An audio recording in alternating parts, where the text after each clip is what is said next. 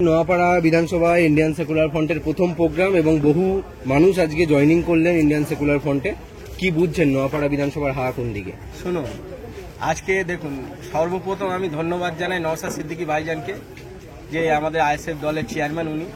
উনি এমন একটা এই ব্যারাকপুর লোকসভার মতো গুরুত্বপূর্ণ লোকসভা কেন্দ্রে আমাকে মনোনীত প্রার্থী করেছেন। আমি ওনাকে সেই জন্য ধন্যবাদ জানাই।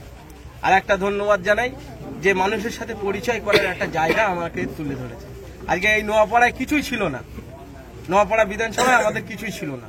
সেক্ষেত্রে আজকে এই শিউলি গ্রাম পঞ্চায়েতের 500রও বেশি পরিবার আজকে বিভিন্ন দল থেকে আজকে ইন্ডিয়ান সেকুলার ফ্রন্টে যোগদান করেছে।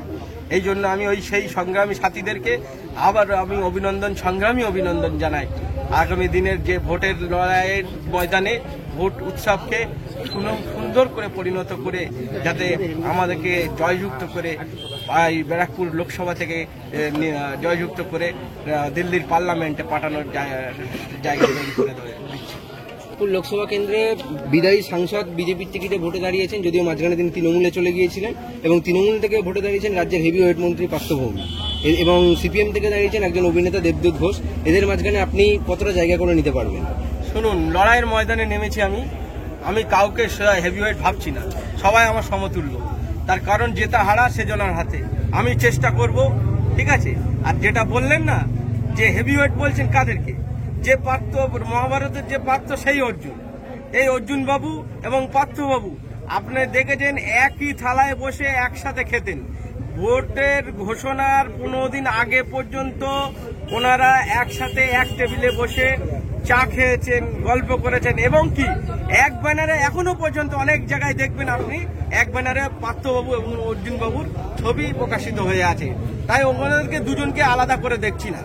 আর যে সিপিএম এর মানে দেবদূত বাবু বলছেন, উনি অভিনয় জগতের লোক, অভিনয় জগতেই মানায়। এই রাজনীতির ময়দানে এসছেন, জানি না কি হবে। ব্যারাকপুর লোকসভা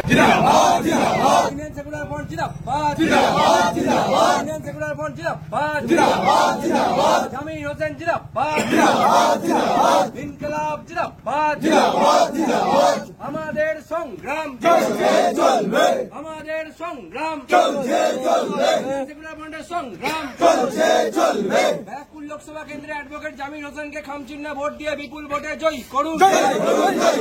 ইনকলাব জিন্দাবাদ, আইএসএফ জিন্দাবাদ, সিদ্দিকী ভাইজান জিন্দাবাদ, জামির হোসেন জিন্দাবাদ, ইন্ডিয়ান সেকুলার ফ্রন্ট